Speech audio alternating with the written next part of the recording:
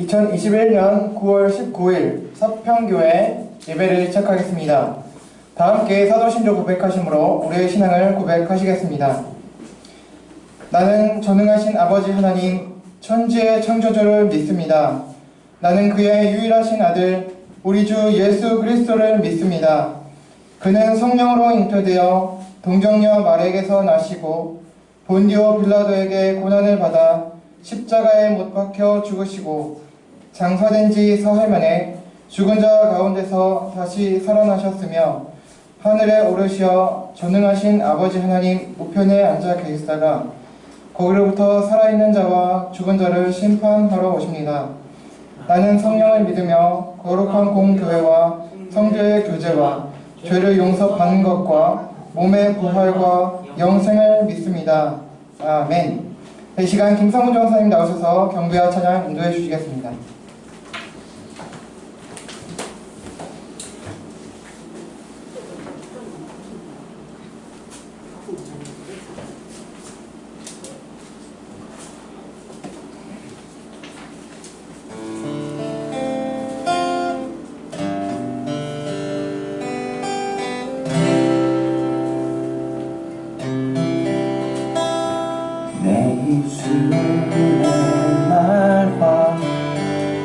나의 마음의 무상이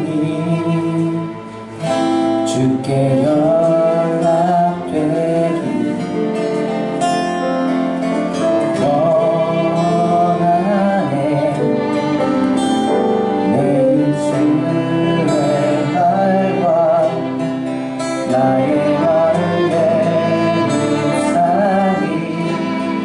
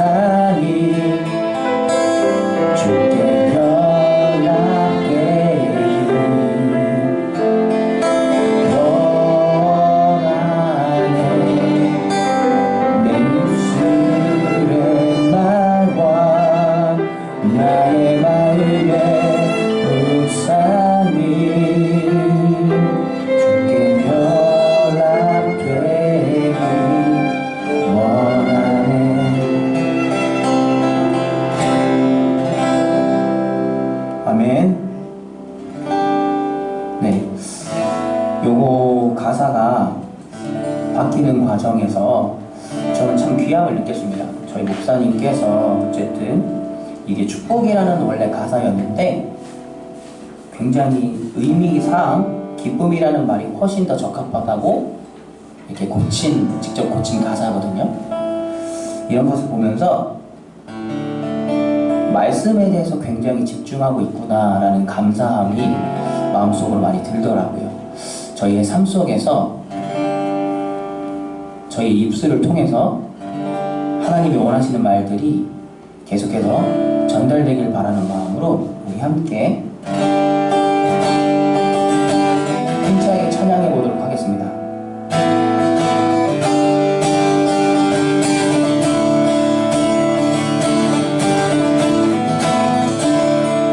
샤론의 꽃 예수, 샤론의 꽃 예수, 나의 날개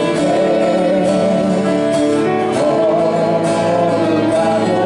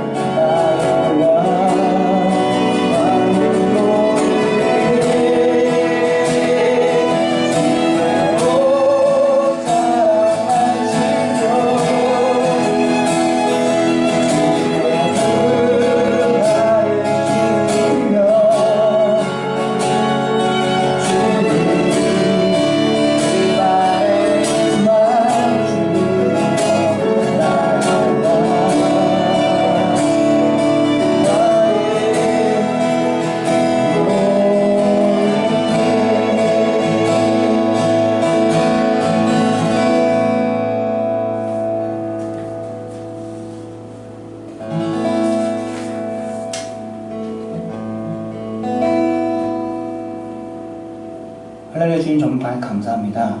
오늘 저희가 이렇게 나와 하나님께 예배드리고 찬양할 수 있게 하심을 너무나 감사합니다. 하나님 아버지, 저희가 묵상 가운데 그리고 찬양 가운데 그리고 예배 가운데 간절한 마음으로 바라는 것은 하나님의 말씀에 집중하고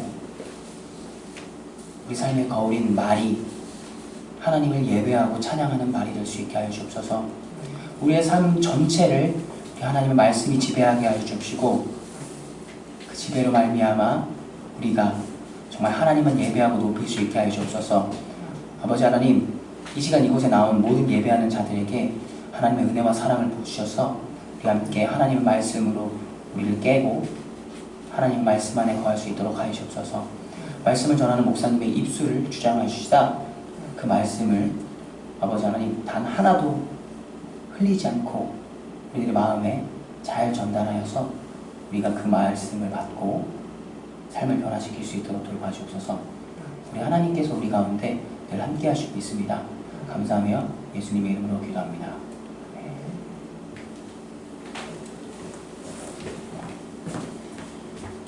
네, 이 시간은 오늘도 특주 성가가 있습니다. 우리 하나님의 은혜라는 곡으로 두 분 특주 올려드릴 때 함께 마음으로 동참하도록 하겠습니다.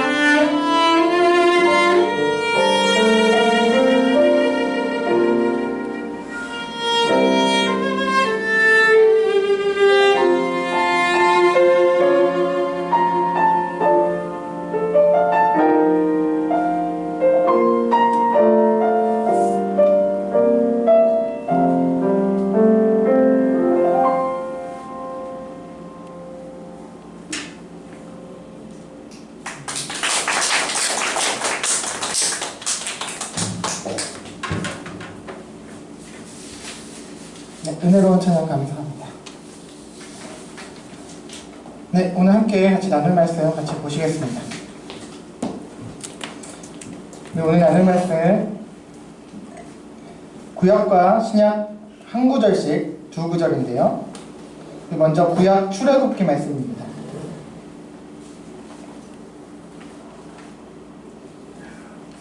구약 출애굽기 20장 7절 먼저 보시겠습니다. 구약 출애굽기 20장 7절 한 절 먼저 보도록 하겠습니다. 구약 112쪽에 있습니다. 출애굽기 20장 7절.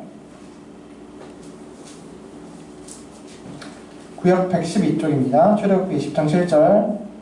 찾으셨으면 같이 앞에 또 보시면서 같이 읽어보도록 하겠습니다. 시작! 너는 내 하나님 여호와의 이름을 망령되게 부르지 말라.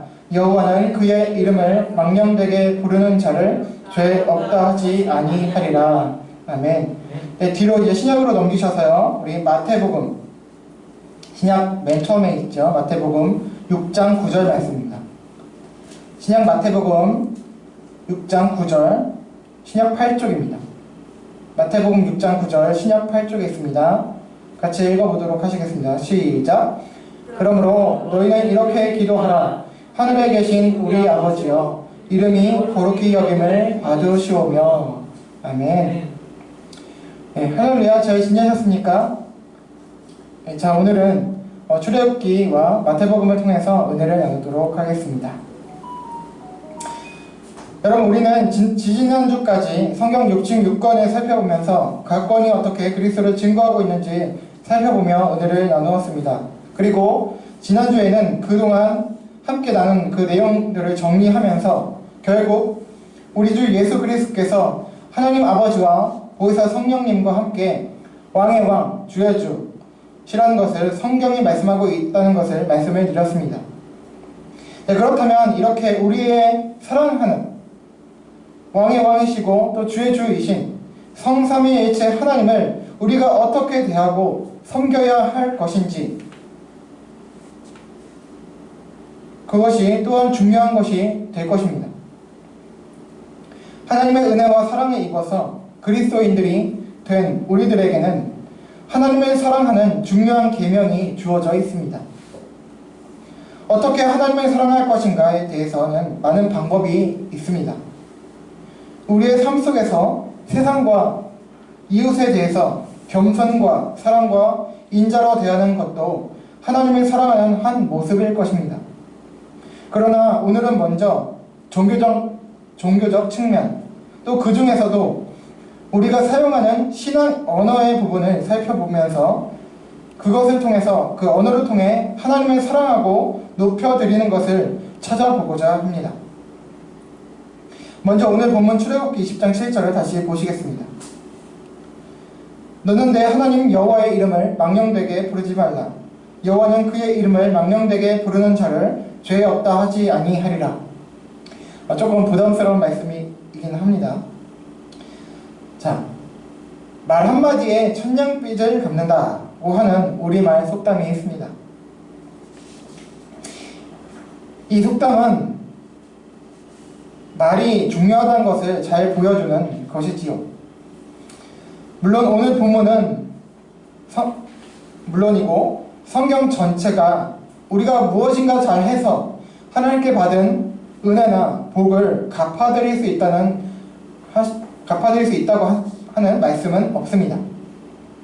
하나님께서 주시는 은혜와 복은 갚을 수 있는 것도 아니고, 또 하나님께서는 우리에게 내가 준 은혜를, 그 복을 갚아라, 그래서 온갖 것을 하나님 위해 하라고 하시지 않습니다.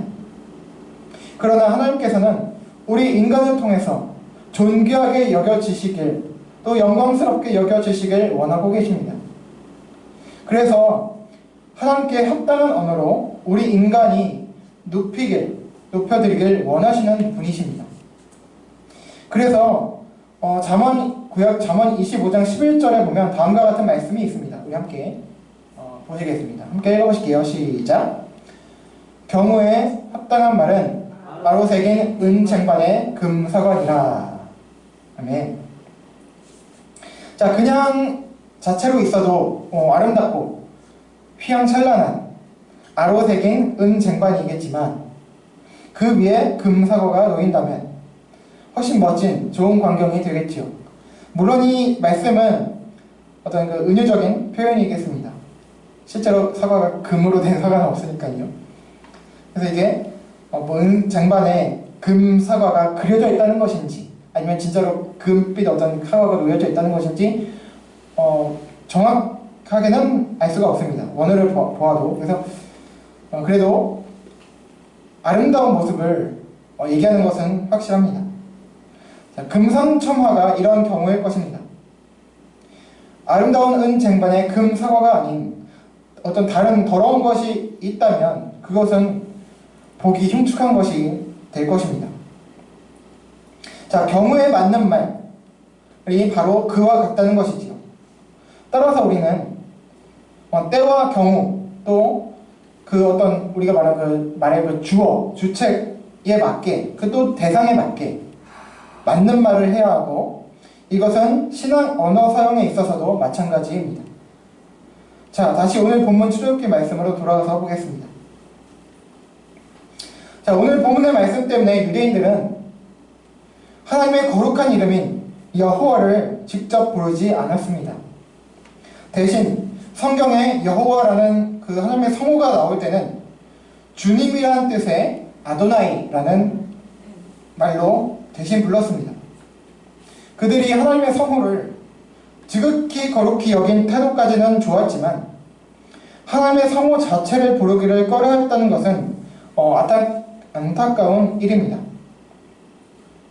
하나님께서는 망령되게 부르지 말라고 하셨지 아예 부르지 말라고 하시지 않았기 때문입니다. 오히려 시편 등의 많은 구절을 보시면 하나님의 성호를 찬양하라고 말씀하고 있습니다. 그래서 하나님의 성호 자체를 금기시하는 것이 하나님의 뜻이라기보다는 오늘 본문 그대로 망령되게 사용하는 것을 금하신 것입니다. 자, 그렇다면 우리가 알고 있는 하나님의 성호 여호와는 어떻게 알려진 것인가를 살펴보면 여호와라는 성호가 나온 히브리 유대 성경에서는 이 여호와라는 그 성호에 모음이 없이 4개의 자음만으로 기록이 되어져 있습니다. 추측하기로는 아마 하나님께서 처음 성호를 계시해 주셨을 때는 온전한 그 성호로 계시를 해주셨겠습니다만 아마도 후의 기록자들이 하나님의 성호를 너무 거룩히 여긴 까닭에 모음과 함께 기록하지 않은 것이 아닐까 개인적으로 추측을 해봅니다. 자, 아무튼 히브리 성경에는 자음만으로 이 여호와라는 그 하나님의 성호가 자음만으로 기록이 되어 있었습니다. 그러다가 좀 시간이 지난 후에 이 성호를 그래도 어떻게 읽을까 고민하던 유대인들이 주님이란 뜻의 아까 말씀드린 아도나이라는 단어의 그 아도나이 아오아이라는 그 모음을 떼서 그 구약의 자음만으로 기록된 그 하나님의 성호에 붙여서 이제 읽기 시작했습니다. 그래서 우리가 지금 알고 있는 여호와라는 성호가 기록이 된 것입니다. 그래서 일각에서는 여호와보다는 야훼 또는 여호와 야훼가 뭐 이런 식으로 가 맞다고 주장을 합니다. 그러나 어쨌든 정확한 하나님의 성호가 무엇인지는 지금의 우리로서는 알 수가 없겠지요. 이제 천국 가면 하나님께서 말씀해 주실 것 같은데 그렇게 현재로서는 알 수 없지만 우리 개역 성경에 기록이 된 대로 여호와로 호칭해 드리는 것으로 하겠습니다. 그렇다면 망령되게 부르지 않는 것이 관건입니다. 망령되게라는 것은 무슨 뜻일까요? 자, 망령되게라는 것은 함부로, 헛되이, 잘못된 이라는 뜻입니다. 잘못되게. 즉, 올바르지 못하고 또 아까 본 전원 말씀과 같이 경우와 때에 맞지 않게 부르는 것. 또 조금 더 나가서 보면 하나님의 그 성호를, 거룩한 성호를 우리 인간의 욕심을 이루기 위해 이용하는 경우 등이 있겠습니다. 내 욕심을 이루기 위해서 하나님의 성호를 갖다 붙이는 경우야 말 안 해도 그 자체로 우리는 잘못된 것이라는 것을 알 것입니다. 그러나 제가 지금 여러분과 나누려고 하는 것은 한국의 우리 대부분의 교회와 성도님들이 그리고 교역자들이 알게 모르게 잘못하는 부분들입니다. 대표적으로 4가지 정도를 살펴볼 수가 있는데요. 4가지의 신앙 언어 사용의 오류들이 있습니다. 자, 먼저 보면 축복이라는 용어입니다. 아까 전선생님도 잠깐 말씀해 주셨는데 우리가 부르는 찬송 내 입술의 말과라는 찬송에도 축복이라는 단어가 나오는데요. 자, 축복이라는 것은 무슨 말입니까? 빌축자의 복복자입니다. 그래서 복을 빌다 또는 빈 복이라는 뜻입니다. 따라서 축복이라는 말에 동사형인 축복하다라는 것에 있어서 주체는 인간입니다. 축복은 인간이 하는 겁니다. 복을 비는 것은 인간으로서 인간이 다른 사람을 위해서 하나님께 복을 비는 것이 바로 그 축복하는 행위이고 그것을 축복한다라고 하는 것입니다. 그런데 우리는 하나님께서 주님께서 주어 및 주체가 될 때에도 축복이라는 단어를 사용할 때가 많이 있습니다. 예를 들어서 기도할 때에 하나님, 주님, 저희들을 누군가를 땡땡을 축복해 주세요. 또는 하나님, 주님의 축복 이런 등의 이런 식의 표현이 있습니다. 이는 경우에 합당하지 않은 잘못된 표현입니다. 왜냐하면 축복이란 복을 빈다는 것인데 하나님은 한 분이시고 가장 높으신 분이십니다. 왕의 왕 주의 주이신 분이십니다. 그렇기 때문에 하나님 위에 또 다른 신이 계시지 않습니다. 그런데 하나님이 복을 빌어달라고 하는 거예요.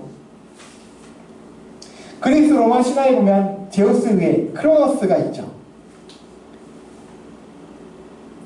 그런 것처럼 하나님을 그렇게 인식하는 것과 다름이 아닙니다. 또한 하나님께서는 누군가에게 복을 빌 필요가 없으시고 그냥 하나님의 뜻에 따라 직접 복을 내려주실 수 있는 분이시기 때문에 이 축복에 있어서 주체가 하나님께서는 되실 수가 없습니다. 혹시 어떤 분들은 이렇게 생각하실 수가 있습니다. 성부 하나님께서는 축복이 불가능하시지만 성자 하나님께서는 가능하시지 않을까 하는 것입니다. 성자 예수님께서 말 그대로 성부 아버지 하나님의 아들 하나님이시기 때문입니다. 마치 우리 인간 사회에서 자녀들을 부모의 슬하라고 표현하여서 자녀들이 부모의 밑의 존재라고 인식하듯이 말입니다. 그러나 하나님에 대해서 인간 부모와 또 자녀같이 생각하시면 곤란합니다. 삼위일체가 분명히 인간 이상으로 이해하기 어렵습니다만 성부와 성조와 성령께서는 그 지위와 영광 그리고 그 능력 등 모든 것에서 동일하신 분으로 어느 한 위격이 다른 위격에 종속이 되거나 낮거나 또는 높거나 하지 않으십니다. 따라서 성자께서도 성부께 복을 비실 수가 없으십니다. 이 축복이라는 용어 자체가 문제라는 것이 아닙니다. 그 주체가 인간일 경우는 얼마든지 사용이 가능합니다. 그러나 축복의 주체가 성삼위일체 하나님께서는 되실 수가 없습니다. 축복, 복을 비는 것, 좋은 의미의 단어입니다. 기분 좋은 단어이죠. 사실 저 역시 고등학교 때 아니 심지어 신학대학교 학부 초반까지 아마 정확하게는 모르겠지만 아마 그 학부 초반까지 하나님께서 축복하신다는 등의 말을 저도 썼었습니다. 단어의 뜻을 제대로 몰랐던 것이지요. 그리고 한편 그냥 복이라는 단어를 쓰면 뭔가 세속적인 그런 기복적인 것 같은 느낌이 드는데 축복이라는 용어를 쓰면 특별하고 거룩한 복 같은 느낌이 있었습니다. 완전히 오해하고 있었습니다. 그러던 어느 날 저는 성경을 읽다가 이상한 점을 발견하게 되었습니다. 성경에서 이 축복이라는 용어가 분명히 주체가 하나님인 경우에서 쓰인 것을 보게 되는 것입니다.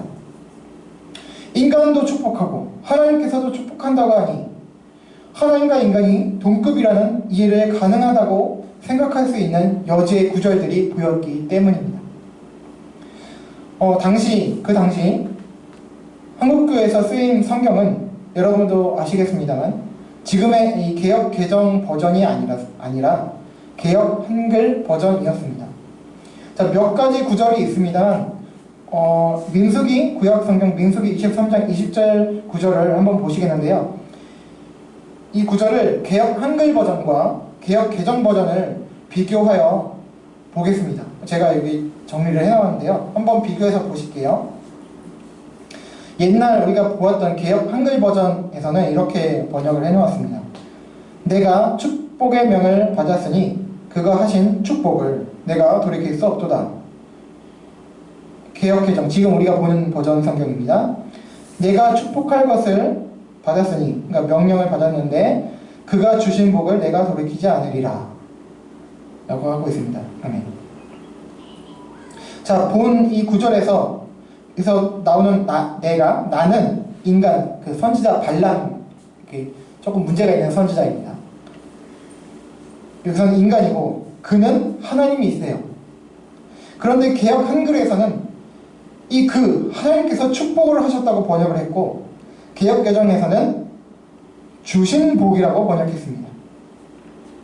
개역 한글은 오번역했고 잘못 번역했고 개역 개정은 바르게 번역했습니다.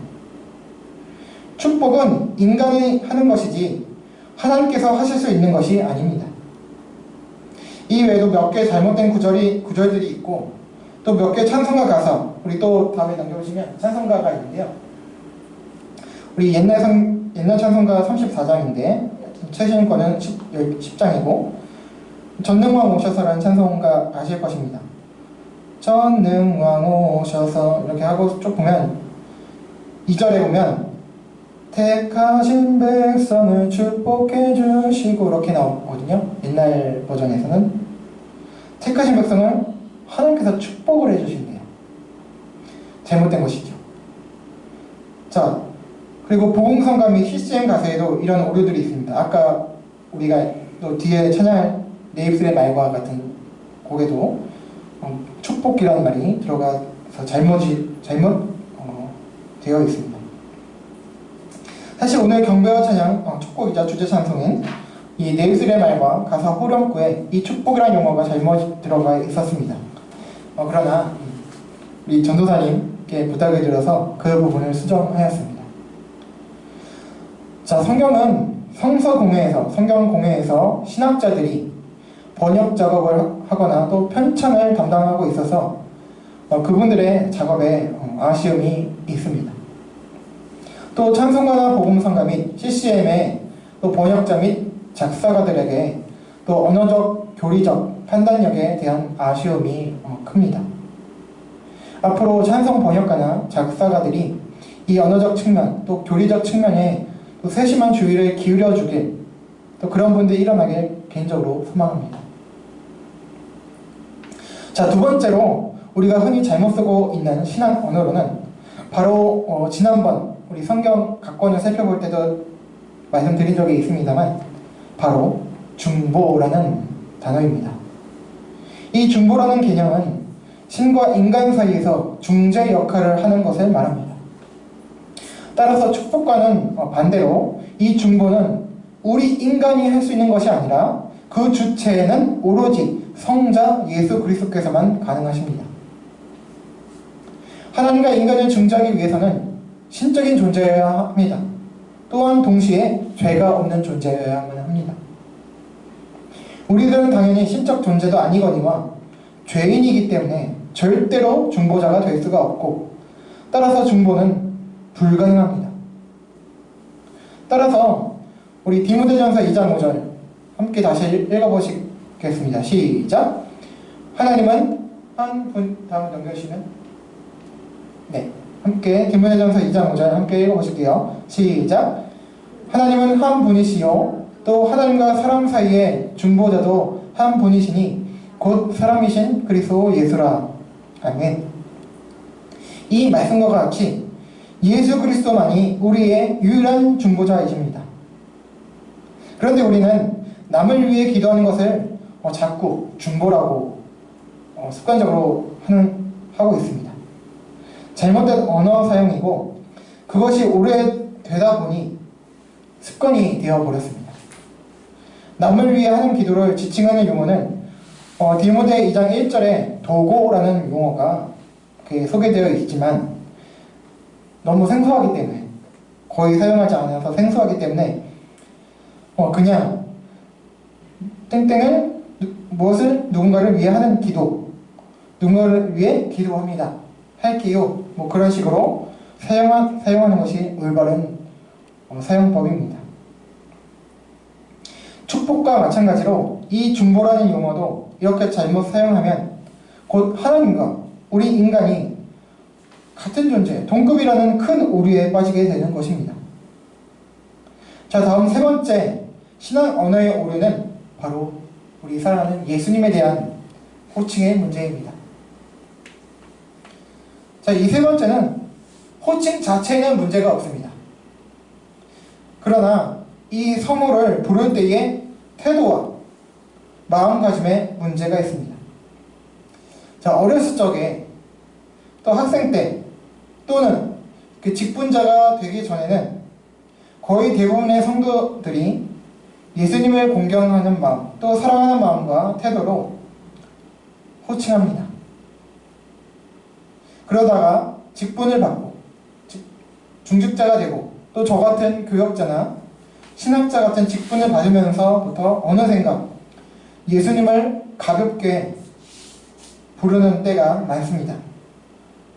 어렸을 때 예수님, 또 주님 이렇게 호칭하며 사랑하고 경배하다가 어느 순간부터 이후로는 예수님을 마치 구호를 부르듯이 하는 경우들이 있고, 예수님을 그냥 단지 훌륭한 사람처럼 가볍게 여기고 부르는 경우들이 없지 않아 있습니다.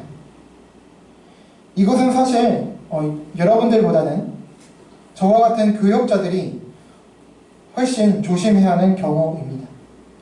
그러나 그럼에도 불구하고 교역자를 포함한 모든 성도들이 우리 사랑하는 예수님을 호칭할 때에 사랑과 경배의 마음가짐과 태도로 호칭해 드려야 할 것입니다. 자, 마지막으로 잘못된 신앙 언어 사용은 바로 성령님에 대한 것입니다. 자, 성령님에 대한 잘못된 호칭 및 인식 문제는 사실 성삼위일체에 대한 오해에서 기인한 경우가 큽니다. 그러나 그 전에 앞서서 역시 축복 용어에서와 같이 성경 번역상 오류로 인한 결과이기도 합니다. 성경 번역자들의 책임이 크다고 할 수 있고, 또 두 번째로 저와 같은 교역자들이 잘못 가르치고 알려진 책임이 큽니다. 자, 여러분들은 성령에 대해서 어떻게 알고 계십니까? 종종 우리는 성령이 임하시면 큰 힘이 생기고 또 어떤 신비하고 다이나믹한 은사가 나타나며 또 기적을 행한다고 생각을 합니다. 네, 물론 그런 경우들이 있습니다. 분명히 있습니다. 그렇다면 성령은 어떤 힘 또는 에너지일까요? 아닙니다. 결코 아닙니다.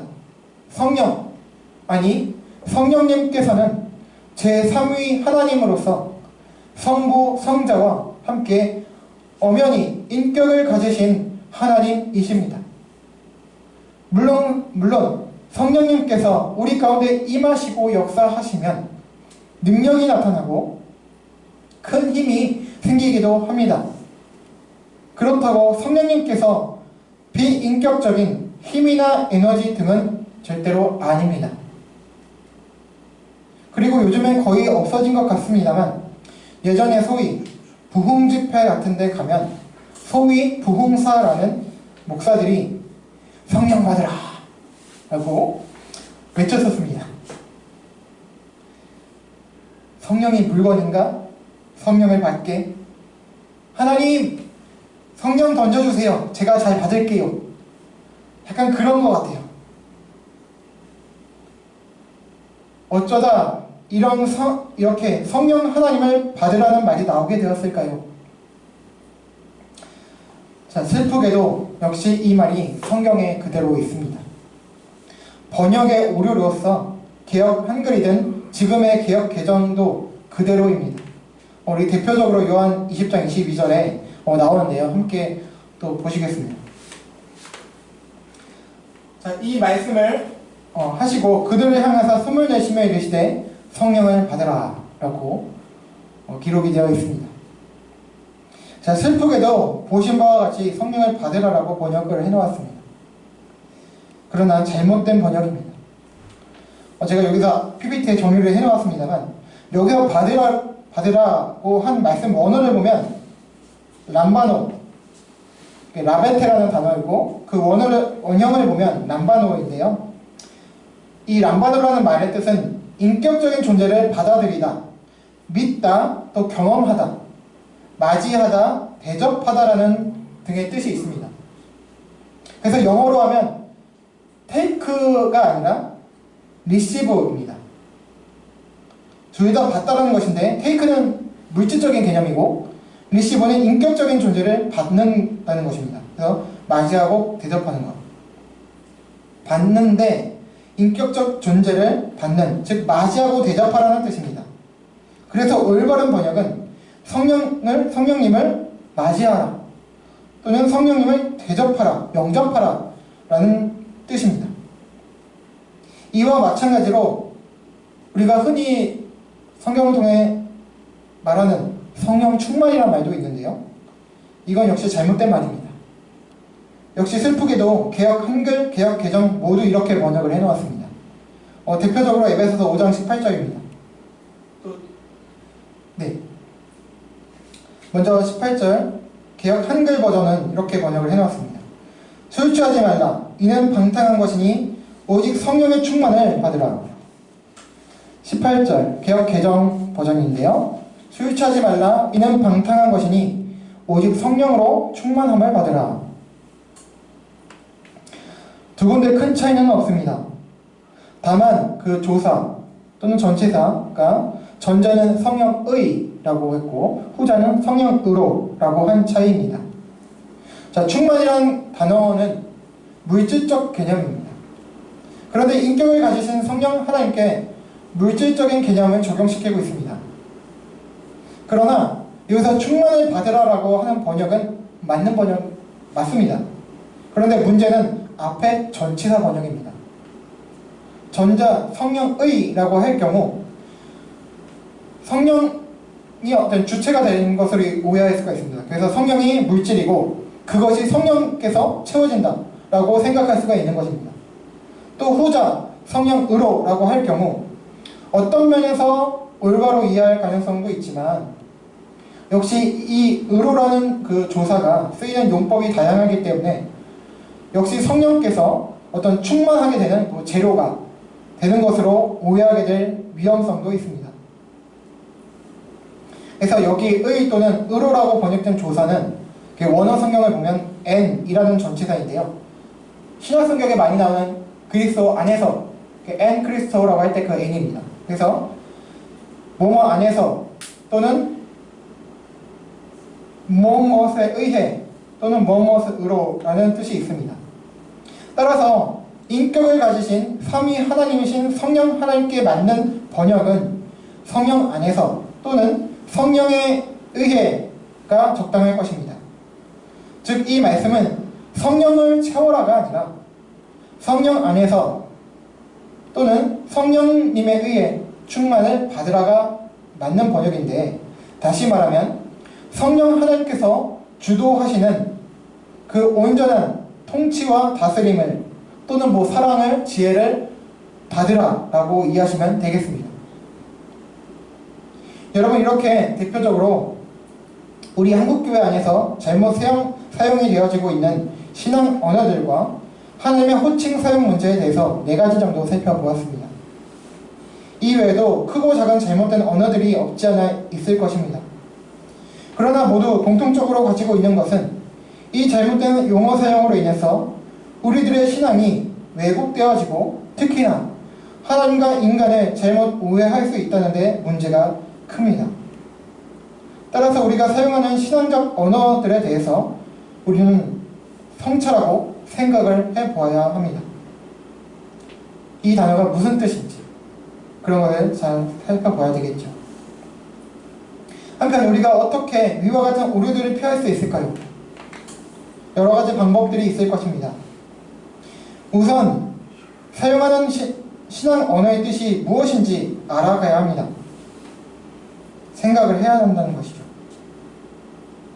또 하나님과 인간의 관계를 잘 알아야 합니다. 하나님께서는 창조주이시고 초월자이시고 우리는 피조물 인간이라는 것이죠. 그 외에도 또 예수님과 성령님에 대한 오해를 막고 경외하는 마음을 가지기 위해서 저 개인적으로는 이렇게 적용해서 하고 있습니다.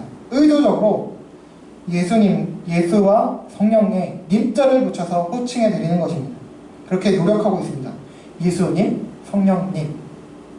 이렇게 호칭해 드린다 해서 예수님과 성령님께서 권위적으로 느껴진다거나 괴리감이 들지 않고 오히려 사랑의 마음, 친근함이 더 느껴집니다. 자, 그럼 이제 마지막으로 우리가 오늘 본문 마태복음 본문 구절을 보시겠습니다. 마태복음 6장 9절입니다. 다 함께 다시 한번 읽어보시겠습니다. 시작! 그러므로 너희는 이렇게 기도하라. 하늘에 계신 우리 아버지여, 이름이 거룩히 여김을 받으시오며. 아멘. 자, 우리가 너무나 잘 알고 잘 외우고 다니는 주기도문의 일부입니다. 우리 주님께서 가르쳐주신 기도의 첫 부분은 하나님의 이름이, 그 성호가 거룩히 여겨지도록 기도하라는 말씀입니다. 이 말씀은 단지 우리가 이 주기도문으로 외워서 이 구절 그대로 읊고 다니라는 것보다는 이 말씀처럼 우리가 이런 내용을 가지고 기도하라는 뜻입니다. 물론 이 자체 그대로도 우리가 기도할 수가 있지만 예수님께서 이 말씀을 주신 것은 이 내용들을 우리들의 소원과 소망으로 삼으라는 말씀입니다. 우리가 간구하고 기도하는 것들이 바로 우리가 원하고 소망하는 것들이기 때문입니다. 하나님의 이름이 거룩히 여겨지기를 바라고 소망한다는 것은 하나님을 존중하고 사랑한다는 것과 다름이 아닙니다. 우리가 사랑하는 사람들을 그렇게 하는 것과 같이 말입니다. 이 구절에서는 아버지의 이름만 말씀하여서 성자와 성령께서 제외되는 듯 보이지만 삼위일체와 또 삼위일체 하나님과 또 하나님 아버지께서 아들이 영광 받으시고 또 성령님을 보내신 아버지께서 성자와 성령이 무시당하고 함부로 여김받는 것을 원하신다고 생각하기란 불가능합니다. 따라서 우리는 성삼위일체 하나님의 이름을 거룩히 여기고 존중히 여겨서 우리가 쓰는 신앙 언어에 있어 신중해야 할 것입니다. 그러기 위해서는 아까 말씀해 드렸듯이 그 신앙 언어, 그 단어의 뜻을 잘 알고 하나님과 인간의 관계를 알기를 힘써야 합니다. 여러분, 우리가 주기도문을 통해서 수많이 기도했고 또 기도하고 있듯이 하나님께서 거룩히 여김을 받으시기 위해서는 우리의 삶을 그리스도인답게 겸손과 사랑으로 이웃을 섬기고 헌신하는 삶을 살아야 하겠지만 이와 더불어서 최소한 올바른 신앙 언어를 사용하는 것 또한 그 방법이고 이것은 비신자들에게 우리 하나님과 우리의 신앙을 소개하기 위해서도 필수 불가결한 것입니다. 이렇게 올바른 신앙 언어 사용과 올바른 삶을 살아감으로 우리 신앙을 더욱 건강하고 굳건하게 하고 우리를 사랑하시고 은혜 베풀어 주시는 왕의 왕, 주의 주이신 우리 삼위일체 하나님을 온전히 높여드리는 우리 모두가 되기를 바랍니다. 아멘. 함께 찬양하고 기도하시겠습니다. 우리 내 입술의 말과 우리 찬양하고 고백하시겠습니다.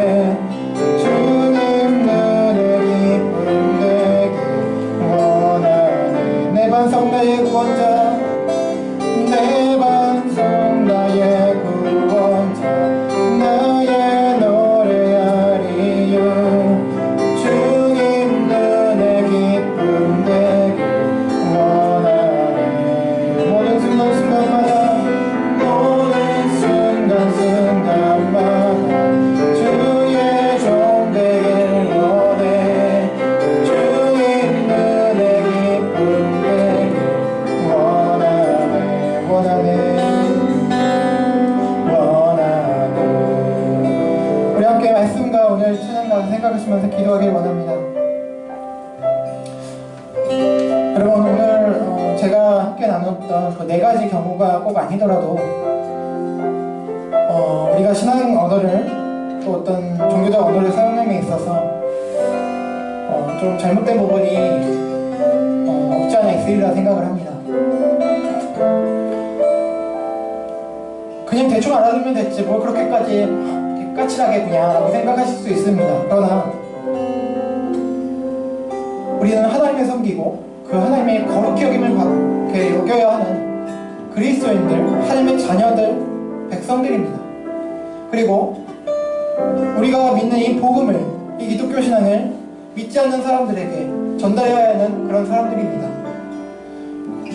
그런 우리가 만약에 신앙 언어를 대충 우리가 그냥 편한 대로 사용하고 있다면 그것은 덕도 안 될 것이고 하나님을 높여드리지도 못할 것이고 우리들에게 은혜와 덕도 되지 않을 것입니다.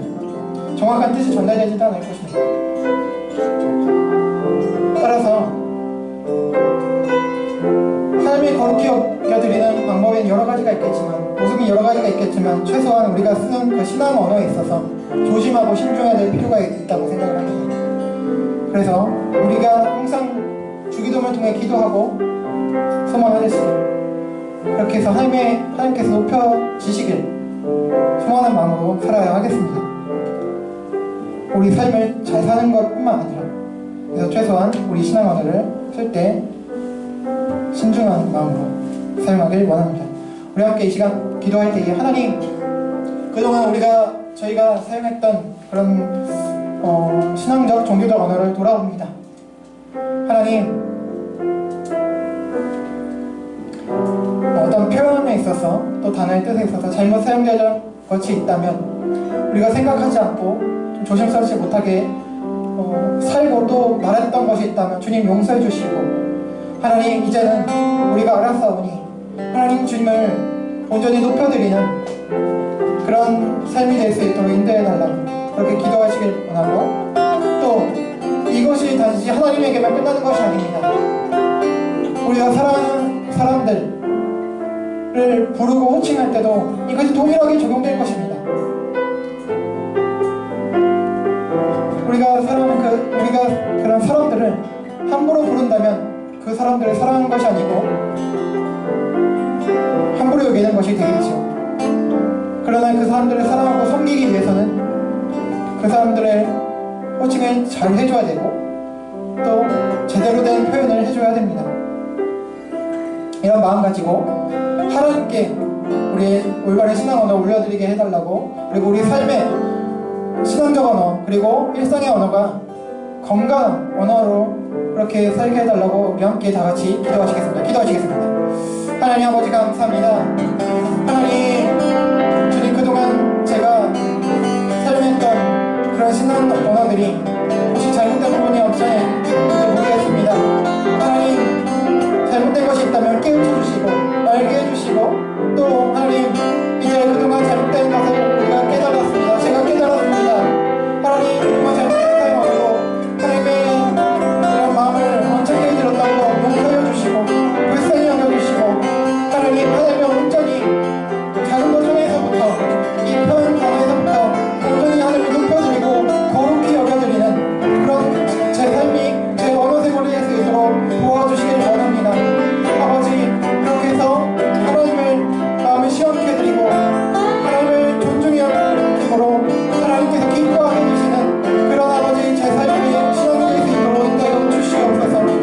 하나님, 주기도문 통해서 우리가 늘상 고백하고 기도하듯이 하나님 그 마음의 소원이 하나님 우리 내 삶에 이루어질 수 있도록 도와주시길 원합니다.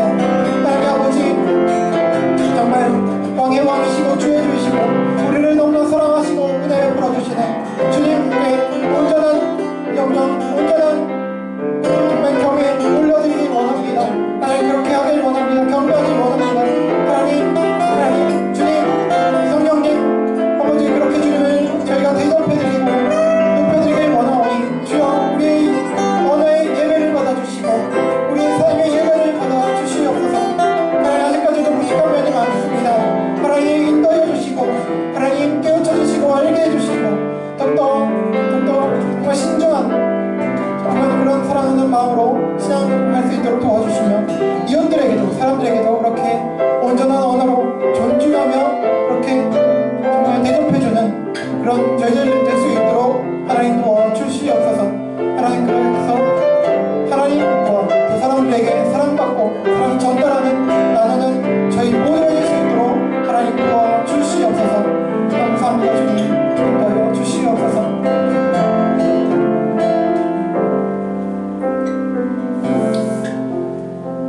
사랑하는 주님, 우리의 삶을 통해서 주님께 영광 돌리기 원합니다. 그러나 또한 우리의 입술로, 말로, 또 사용하는 신앙적 언어로 또 주님을 높여드리고 경배드리길 원합니다.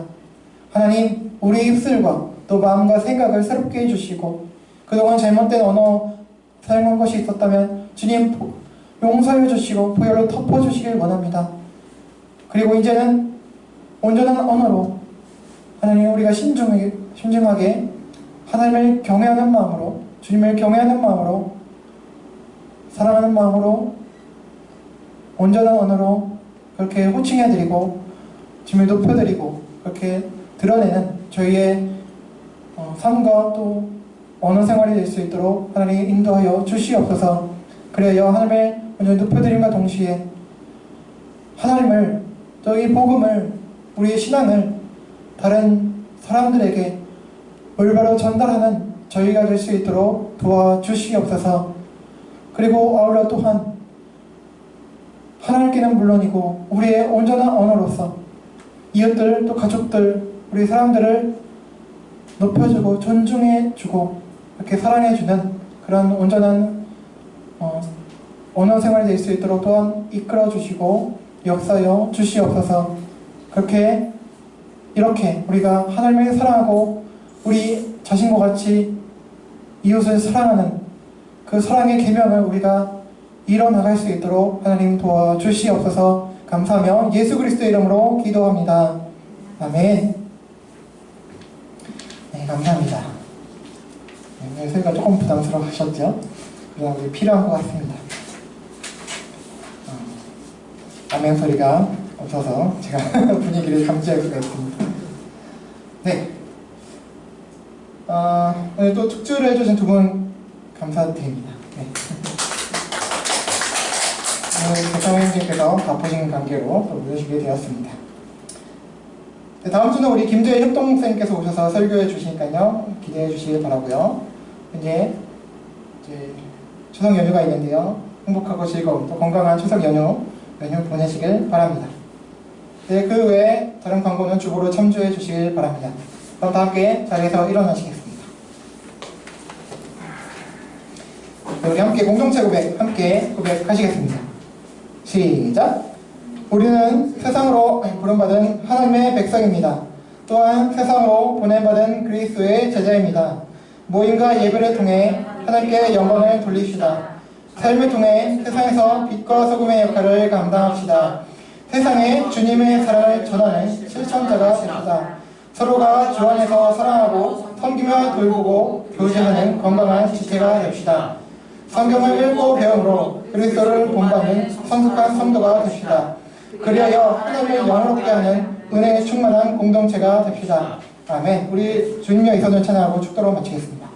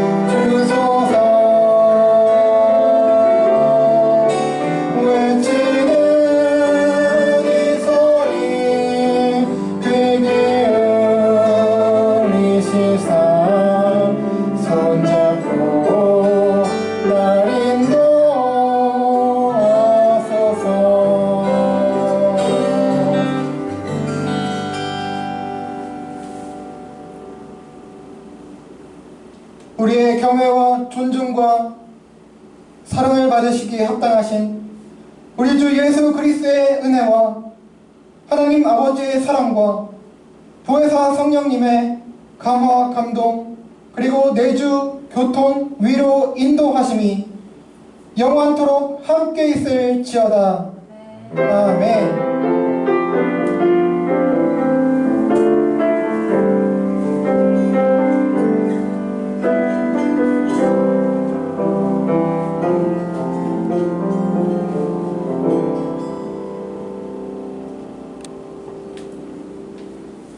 감사합니다. 예배를 받았습니다.